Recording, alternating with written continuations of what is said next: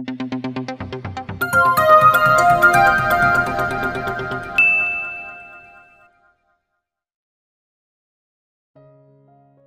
ni Arabella ito. Hindi siya papayag, nasabihan siya nito ng malandi.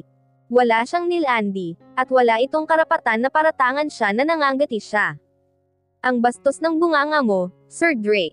Kahit kailan ay hindi po ako nangati. Natigil si Arabella sa pagsasalita, nang biglang bumaba ang ulo ng amo niya, at sakupin ang labi niya. Nanlaki ang mga mata niya. Pinaghahampas niya ito, at pilit na itinutulak ito pero hindi man lang niya nagawa na maalis ang lobby nito sa lobby niya. Halos hindi na siya makahinga, dahil hindi pinakawalan ni Sir Drake ang lobby niya. Nilagay pa nito ang kamay sa likuran ng kanyang ulo, para idiin ang lobby nito sa kanya. Ramdam ni Arabella, ang pagyakap ng lamig sa katawan niya, dahil ang tuwalya na nakabalot sa kanyang katawan ay wala na. Sumagap siya ng hangin, nang bitiwan siya nito. That was the definition of cocky, Arabella. Anito habang nakatingin sa mga mata niya, bago siya iniwan. Hindi si Arabella nakapagsalita. Napaupo siya habang nanginginig ang katawan, sa sobrang takot at galit para sa amo niya. Mahina siyang napaiyak habang yakap ang sarili. Napakasama mo. Umiiyak na hinawakan niya ang nanginginig niyang lobby. Hindi siya makapaniwala na nagawa ng amo niya, ang ganitong bagay sa kanya.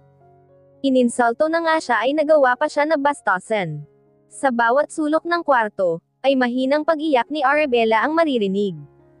Halos madurog ang lobby niya dahil sa paghalik ni Drake sa kanya. Ramdam niya ang hapdi, at tila namamaga pa. Tiis ka lang, Arabella. Wika niya sa pagitan ng pag-iyak. Palagi na lang iyon ang sinasabi niya sa sarili. Pero hanggang kailan niya kayang magtiis? Kung may pagpipilian lang sana siya. Walang buhay ang mga mata, na lumabas si Arabella ng kwarto. Tumunog ang alarm, kaya kailangan niyang lumabas, kahit na ayaw pa niya. Ano ba ang magagawa ng tulad niya na hampas lupa, at pinapasahod lang? Good morning, Arabella. Bati ni Sir Liam sa kanya. Saglit na tumingin siya sa amo niya, na nakatingin sa laptop nito. Hindi siya sumagot, at nagmamadali na inilapag sa mesa, ang lahat ng kailangan ng mga ito saka halos tumakbo paalis. Pagdating niya sa kusina, ay napahawak siya sa dibdib. Nanginginig pala ang tuhod niya dahil sa takot kay Sir Drake. Kinapa niya ang lobby na namamaga, tumingala siya para pigilan ang luha. Alam ni Arabella na kabastusan, ang hindi pagbati kay Sir Liam, pero mas mabuti na iyon, kaysa magalit na naman ang amo niya, at paratangan siya ng kung ano-ano. Saka natatakot din siya na baka halikan na naman siya nito. Kinuha nito ang first kiss niya. Hinding-hindi niya ito mapapatawad. Are you okay, Arabella? Halos mapalundag siya sa gulat, nang marinig ang boses ni Sir Liam sa likuran niya. Pinaskil niya ang masayang ngiti sa labi, bago humarap sa binata. Good morning, Sir Liam. Magalang na bati niya. Wala naman ang amo niya kaya ayos lang. Pasensya ka na kanina hindi kita binati. Mabaho kasi ang hininga ko, baka mamatay ka kapag hinangin papunta sayo. Biro niya. Hinintay ni Arabella na tumawa ito, pero tahimik lang ito na nakatingin sa kanya, na para bang may mali sa kanya. Napakamot siya sa ulo. Sir, ayos ka lang ba? Mukhang wala ka ng tama ngayon biro niya. Kahapon kasi ay puro tawa ito, tapos ngayon ay seryoso na. Natawa na ito sa sinabi niya. I'm sorry, Arabella. Nagtataka lang kasi ako, dahil mukhang malungkot ang mga mata mo. Si Arabella naman ang natahimik. Iniwas niya ang mata at tumalikod. May muto lang po ako, sir. Dinugtungan niya ng mahinang tawa ang sinabi. Nang humarap siya ay halos hindi siya makagalaw, nang makita na naman ang amo niya sa pinto. Kung masama ang tingin nito sa kanya kahapon, ay mas nakakatakot ngayon ang tingin nito. Marahas siyang napalunok. Nalintik ka na. Tiyak na galit na naman ito, dahil sa pag-aakala na nilalandi niya ang kaibigan nito. Nakagat niya ang lobby. Ngayon pa lang ay natatakot na siya sa amo niya. Gabi na at narito si Arabella, sa garden ngayon. Kanina pa siya rito at nakaupo lang. Wala pa siyang balak na pumasok muna sa kwarto niya, dahil sa takot na baka pagpasok niya ay nasa kwarto na ang amo. Napapikit siya nang umihip ang sariwang hangin. Mabuti na lang at walang lamok dito sa garden. Kung marami lang lamok dito, ay kanina pa siya pinagpiestahan. Pagdilat niya ay nanlaki ang mata niya, dahil nasa harap na niya si Sir Drake. Babuka sana ang lobby niya para magpaliwanag, nang agad na sakupin nito ang lobby niya. Napangiwi siya ng malasahan ang alak sa lobby nito. Lasing ito. Pilit na itinulak ni Arabella ito, pero wala siyang magawa. Marahas ang paghalik nito sa lobby niya, at katulad kagabi ay parang dudurugin nito ang lobby niya. Napadaing niya sa loob ng bibig nito. Parang wala itong narinig, at patuloy lang sa ginagawang paghalik sa kanya. Habol ang hininga niya, nang bumitaw ito ng halik sa kanya. Tama na po, sir, wala naman akong ginagawang masama. Umiiyak na sambit ni Arabella. Takot na siya. Walang emosyon ang mukha ng binata, na nakatingin sa kanya. Sir, bakit makikipaglandian ka pa sa iba, kung narito naman ako, Arabella? Natigilan siya. Ano daw? Bumaba ang mata ni Sir Drake sa lobby niya, at marahas na napalunok. Ang mga mata nito ay tila lalong nalasing. Sir, muling nakulong ang gusto niyang sabihin, nang sakupin ulit nito ang lobby niya. Nanlaki ang mata niya, nang ihiga siya nito sa bench habang hinahalikan siya. Hindi ito maaari, kalapastanganan na ito, sa pagkatao niya. Natigilan siya nang maging banayad, ang paghalik nito sa kanya. Nang itutulak niya ito, ay mabilis na hinawakan nito ang dalawang kamay, niya gamit lang ang isang kamay. Dahil malaki, at malakas ito ay wala siyang nagawa. Nahigit niya ang hininga nang pumasok ang isang kamay nito, sa loob ng suot niyang shirt, at hinawakan ang isang dibdib niya. Saglit na bumitaw sa kanya si Sir Drake, at namumungay ang mga mata na tumingin sa kanya. You driving me crazy, Arabella. So crazy that's why I'm doing this thing. Paus na sambit ng binata, bago siya muling hinalikan. Gusto ni Arabella na hampasin, at itulak ito pero hindi niya magawa. May kakaiba sa pakiramdam niya, na hindi niya matukoy na kung ano. Bago sa kanya ang pakiramdam na ito. Namilipit ang daliri niya sa paan nang maramdaman ang kakaibang kiliti, na dulot ng paglalaro nito sa katawan niya. Alam niyang mali, pero hindi niya magawang pigilin ito. Ano ba ang nangyayari sa kanya? Bakit ganito ang nararamdaman niya? Bakit pakiramdam niya, ay nasa ilalim siya ng isang hipnotismo, at walang magawa? O iyon ang gusto ng kanyang katawan? Binitiwan ng binata ang mga kamay niya, at tumigil sa paghalik. Tumingin ito ng diretso sa mga mata niya. Kiss me back, Arabella. Lalo mo akong baliwin sa mga halik mo. Nakikiusap ang mga mata ni Drake, na hindi niya magawang tanggihan. Sir, bakit nag-iinit ang katawan niya?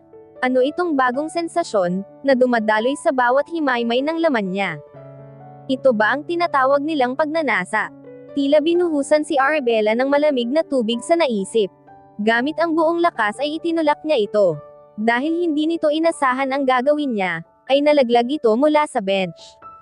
Rinig niya ang daing, at pagmumura ni Drake, habang tumatakbo siya palayo. Pulang-pula ang buong mukha niya, at hindi makapaniwala na hinayaan niya ito, na gawin sa kanya ang ganoong bagay. Paano niya haharapin ito bukas? Sigurado siya na lalo siyang iinsultuhin nito dahil sa nangyari. Bye, Arabella. It's nice to meet you. Nakangiti na palm ni Sir Liam sa kanya. Nakangiti na kumaway siya sa mga ito, nang kanya-kanyang nagsisakay ang mga ito sa mga sasakyan. Nakaramdam siya ng panghihinayang, dahil hindi siya nakahingi ng autograph, sa idol ng kapatid niyang si Richard, bago umalis ang mga ito. Nawala ang ngiti ni Arabella, nang makita ang kakaibang tingin ng amo niya sa kanya. Iniwas niya ang tingin, at pinagdikit ang lobby. Naaalala niya kung paano lumapat, ang malambot na lobby nito sa lobby niya. Napapikit siya. Alam niya na lasing ito, at baka walang maalala, pero anong magagawa niya, kung hindi niya maiwasan ang isipin ang nangyari. Kinuha na nga nito ang first kiss niya, aba, at nagawa pang umulit. Sana lang talaga ay wala itong naalala sa nangyari, dahil tiyak na makakarinig na naman siya ng hindi magandang salita mula rito. Arabella, halos manigas ang katawan niya, nang marinig ng boses ng amo. Iwas ang tingin na sumagot siya. Bakit po, sir? I was drunk last night, and I don't remember anything. That is all I want to say. Saad ni Drake, bago siya iniwan.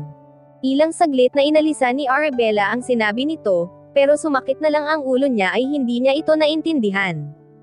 Kaya pala sinasabi ni nanay, na kailangan mag-aral ng mabuti.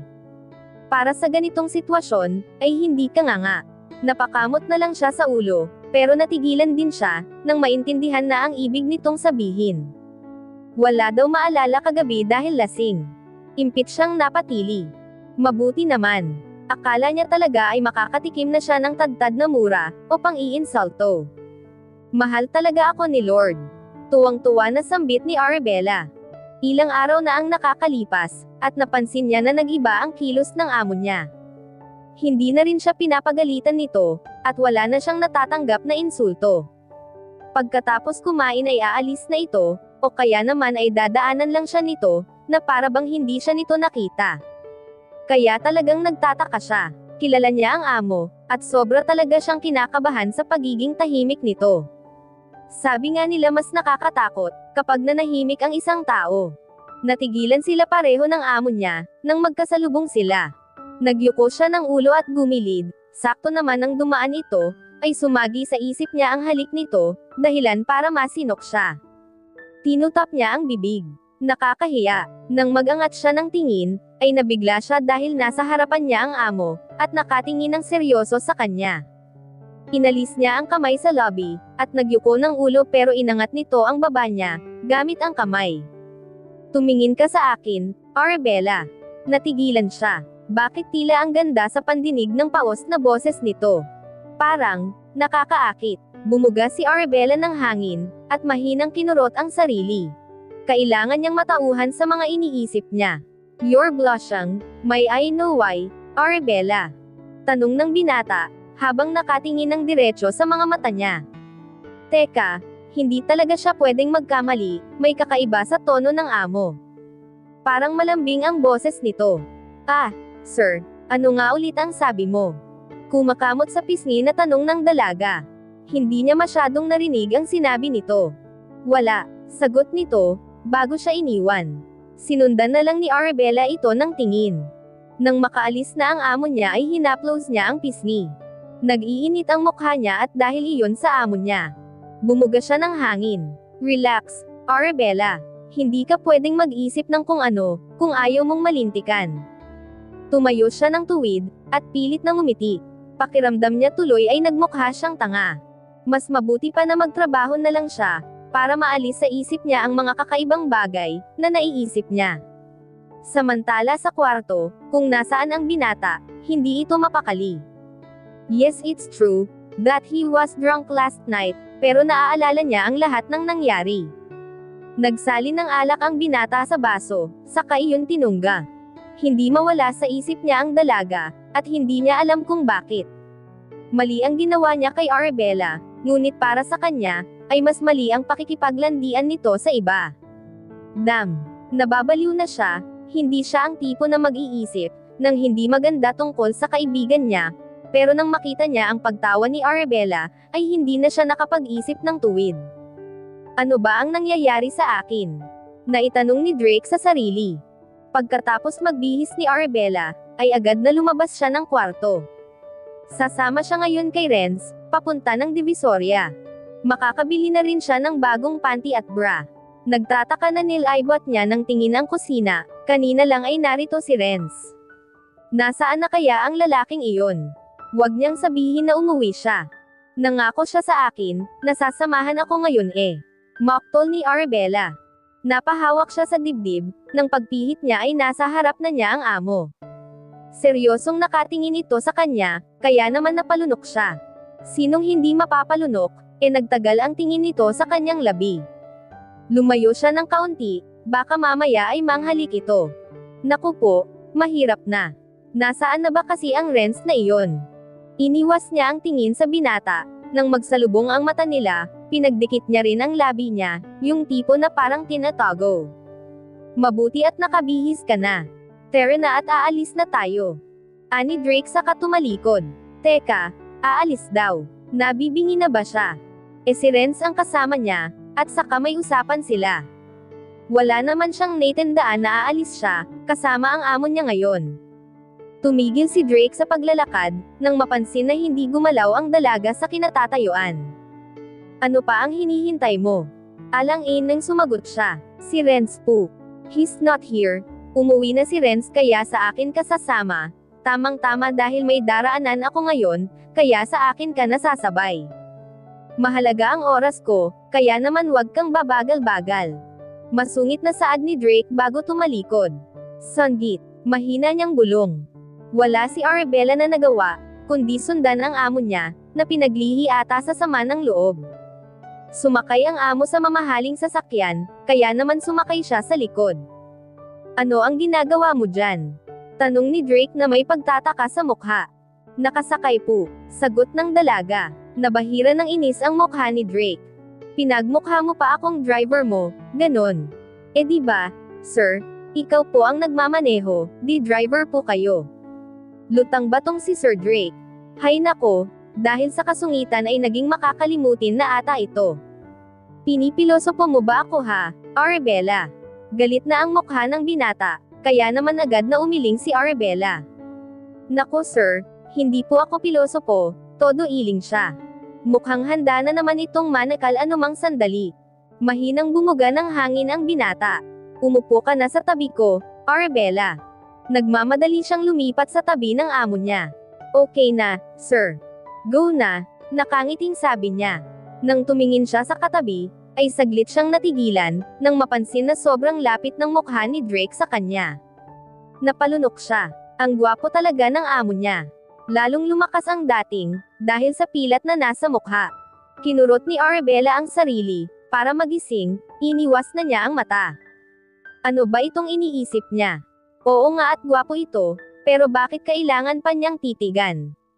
Mamaya minas pa sa kanya si Sir Drake, at sipin siya palabas ng sasakyan, di nagkabali-bali pa ang mga buto niya. Nakahinga siya ng maluwag ng humandar na ang sasakyan. Hindi niya mapigilan ang mapaisip. Ang sabi noon sa kanya ni Miss Flor, ay hindi lumalabas ng mansyon ang amo nila, sobrang bihira lang daw, at kung importante ang sadya sa labas, katulad ng kasal na dinaluhan nila. Ano kaya ang sadya ng amo niya sa labas? Kandehaba ang leeg ni Arabella, nang mapansin na huminto sila sa isang malaking gusali, kung saan napakarami at naglalakihang ilaw. Bumaba ang amo niyang binata, siya naman ay nanatiling nakaupo. Ilang saglit ay bumukas ulit ang pinto ng sasakyan. Ano pa ang hinihintay mo, Arabella? Huwag mong sabihin na si Renz na naman. May inis sa boses ng binata. Teka, bababa po pala ako, sir. Akala ko po kasi ay hindi, wala ka naman po kasing sinabi eh. Nakangiwi na bumaba si Arabella. Bakit naman niya hihintayin si Renz, umuwi na nga iyong tao. Saka bakit siya bababa, kung wala naman itong sinabi. Nanigurado lang naman siya, pero parang nagalit pa. Magulo talaga ang ugali ng amo niya. Pagkababa ni Arabella, ay hindi niya mapigilan ang sarili na mamangha. Napakaganda ng lugar na ito. Halatang mayayaman lang, ang mga nagtutungo sa lugar na ito. Sumunod siya sa amo niya, nang mauna itong maglakad, hindi sinasadya na napatingin siya, sa refleksyon niya sa salamin. Huminto siya at nakaramdam ng hiya. Kumpara sa mga nakakasabay nilang maglakad, at nakakasalubong nila na halatang mamahalin ang kasuotan, siya naman ay isang lumang vestido lang ang suot, at isang sandals na halatang luma din. Nakaramdam siya ng hiya, nagyuko siya ng ulo. You're beautiful, so stop comparing your clothes to others. Nagangat si Arabella ng ulo, at tumingin sa amo, na nakatayo 3 dipa ang layo mula sa kanya. Napangiti siya sa sinabi nito. Sa unang pagkakataon, ay nakaramdam siya ng tuwa. Ito ang unang pagkakataon na pinuri siya ng amo, at ito ang unang pagkakataon, na hindi insulto ang lumabas sa bibig nito, patungkol sa kanya. Salamat po, come on. Tumalikod na ang binata, at saka siya iniwan. Tingnan mo itong si Sir, magpapasalamat pa nga ako, Aniya bago sumunod sa binata. Pumasok si Drake sa isang pinto. Nang papasok si Arabella para sundan ito, ay hinarang siya ng isang babae na may edad na, kulay asul ang suot nito, at may mga dala na panlinis. Miss, ano ang sadya mo rito? Hindi ito ang applyan, bumaba ka, at dun magtanong sa receptionist. Kasama ko po ang amo ko. Miss, Pwede ba sumunod ka na lang? Sinabi ko na nga na bawal ka rito, di ba? Nabasa mo ito. Itinuro ng babae ang nakasulat sa pinto. Para lang ito sa may-ari ng hotel na ito, kaya kung ako sa'yo ay bababa na ako. Lumapit ang babae sa kanya, at inilapit ang bibig sa tenga niya para mamulong. Miss, para sa'yo ang sinasabi ko, wala pa akong 1 buwan dito, pero ayon sa nabalitaan ko, ay napakasama daw ng ugali ng may-ari ng hotel na ito, kampan daw ng alien, ay mali, kampan pala ng demonyo, basta ako nagbabala na ako sa'yo, ha? Bahala ka na dyan. Halos tumakbo ang babae palayo. Masama daw ang ugali, at kampan ng demonyo, ang may-ari ng hotel na ito. Hindi kaya kamag-anak ng amo niya ang may-ari ng hotel na ito. Paano kung sa pagpasok niya ng kwartong ito, ay nasa loob pala ang may-ari? Hihintayin ko na lang si Sir Drake dito sa labas. Aniya sa sarili. Maganda na iyong sigurado, nakakatakot naman kung 2 may sungay na demonyo, ang makakaharap niya. Siguradong nakakatakot iyon. Tumayo, at samaan daw si Arabella sa pader, kung saan malapit sa pinto. Dito muna siya habang inaabangan, ang paglabas ng amo. Isang may katandaan na babae ang lumapit sa kanya, mukhang istrikta, at kamukha pa ni Miss Minchin sa Princess Sarah. Napatayo tuloy siya ng tuwid. Miss, ano ang ginagawa mo rito? Wala bang nagsabi sa'yo na bawal rito? Mababa ang tono na tanong ng matanda. Nakahinga si Arabella ng maluwag. Akala niya ay sisigaw ito, at tataasan siya ng kilay, pero hindi naman pala. Sa klase ng pagsasalita nito ay mukha itong mabait. Kasi po may hinihintay po ako. Kung pwede lang umalis dito, ay kanina pa niya ginawa, nakakainip kayang tumayo, at maghintay, pero dahil nakakatakot ang amo niya, ay hindi siya pwedeng umalis, baka mamaya ay mabugan pa siya ng apoy, o kaya naman ay halikan na naman siya, sininok siya. Nako, Arabella, alisin mo na sa utak mo ang halik na iyon. Ani ng utak niya. Miss, ang kwartong iyan, itinuro ng matanda ang pinto, kung saan pumasok ang binata niyang amo. Ay hindi basta kwarto lang, baguhan ka ba? Halika at sasamahan kita sa ibaba. Ikaw ba ang pinadala ng agency? Hinawakan si Arabella ng matanda sa braso, at hinayla. Kung ako sa'yo, ay hindi ako tatambay sa lugar na ito, miss. Nakakatakot ang amo namin dito, minsan lang iyon magpakita, pero kahit sino ay nanginginig sa takot, marinig lang ang kanyang pangalan. Tumingin si Arabella sa kamay ng matanda, na nakahawak sa kanya. Aba, totoo nga, nanginginig ang kamay nito. Sandali lang po, Ale. Huminto siya sa paglakad, at marahan na hinayla ang braso. Nagkakamali po kayo, hindi ako baguhan. Sa katunayan po ay kasama ko ang amo ko, pumasok po siya sa kwartong sinasabi mo. Natulala ang matanda, habang nakatingin sa likuran niya. Saka wag po kayong mag-alala sa akin, sanay na sanay po akong makisalamuha, sa mga nakakatakot na tao.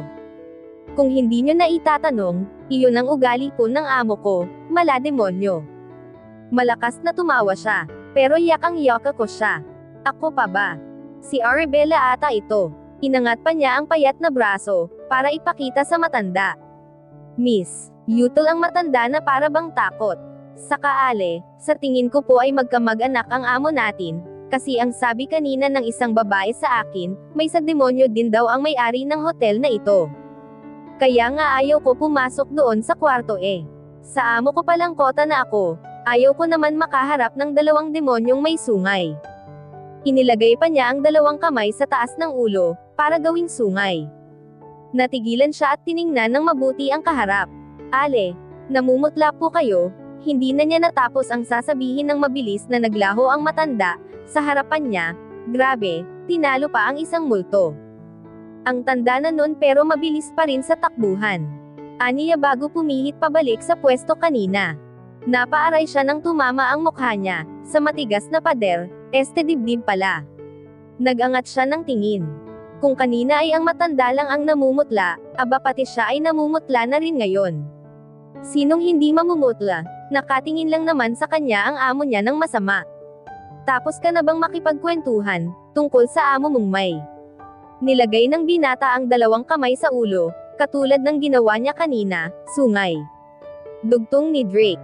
Mas lalo si Arabella na namutla. Narinig pa yata ng amo niya, ang mga sinabi niya. Paano na to? Yumuko si Drake, at inilapit sa kanya ang gwapong mukha nito. Para sa kaalaman mo, hindi ko kamag-anak ang may-ari ng hotel na ito, Arabella, dahil ako mismo ang may-ari nito. Naitakip niya ang kamay sa bibig.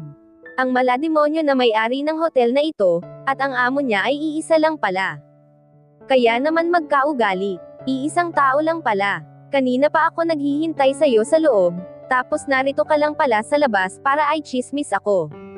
Sige, tatanungin kita, saan ka nakakita ng demonyong masarap humalik? Mas lalong bumaba ang ulo ng binata sa mukha niya. Masarap humalik. Nanlaki ang mata ni Arabella, nang ma-realize ang sinabi nito. Tila napipi siya, at hindi nakapagsalita. Wala diba? Tumayo ng tuwid ang binata, gumuhit ang mapaglarong ngisi sa labi nito, nang makita ang pamumula ng pisngi ng dalaga. Come on, pumasok na tayo sa loob, kung ayaw mong halikan kita dito, para maalala mo kung paano humalik ang demonyong sinasabi mo. Sumandong si Arabella sa pader, tila nawalan ng lakas ang tuhod niya, sa pinagsasabi ng amo niya. Ibig bang sabihin nun, katulad niya ay hindi nito nakalimutan ang halikan nila. Naalala din ba nito ang ginawa noon sa garden? Nilapat niya ang kamay sa tapat ng dibdib. Bakit malakas ang tibok? Hindi kaya may sakit na siya sa puso, dahil sa takot niya amo niya. Namutla siya sa naisip, sa mabagal na hakbang, ay sumunod siya sa amo. Nagdadalawang isip pa siya na buksan ang pintuan, para pumasok, pero dahil kailangan ay pumasok siya. Nakita niyang nakaupo ang binata, sa isang upuan habang nakatingin sa laptop nito. Tumuwid ng upo si Drake, at tumingin sa dalaga. Have a seat, Arabella. Nilaybot niya ang tingin sa paligid. May 4 na upuan sa loob ng malaking silid, may isa sa tabi ng amo niya, may 2 sa harap ng salamin nitong mesa, mayroon namang isa sa bandang pinto. Pinili niya ang pinakamalayo. Ayaw niyang umupo malapit sa binata, pakiramdam niya kasi ay lalong bumibilis ang tibok ng dibdib niya. Mamaya bigla pa siyang atakihin, edi kawawa pa ang pamilya niya, dahil namatay siya ng maaga. Anong ginagawa mo dyan, Arabella? Kunot ang noo na tanong ng binata. Nakaupo po, sir. Sagot niya. Bakit ba palagi itong nagtatanong ng obvious? Nakita na nga nito na nakaupo na siya, tapos magtatanong pa. Alam kong nakaupo ka, what I mean is, why you were sitting there. Dapat alam mo kung saan ang lugar mo. Seryoso ang mukha na saad ni Drake. Kumaibot ang labi niya, alam niya ang lugar na ibig sabihin nito. Sa labas. Bakit pa siya pinapasok, kung palalabas hindi naman pala siya? Nakakasama talaga ng loob ang amo niya. Sige po, sir. Ito na nga po, lalabas na po ako. Natigil siya sa paghakbang, sa sunod na sinabi ng amo niya. Dito ang lugar mo sa tabi ko, kaya bakit ka lalabas, Arabella? Wika ni Drake. At dito na po nagtatapos, ang 9 na kabanata ng ating kwento, at sanay muli niyo po akong samahan, sa mga susunod pang kabanata.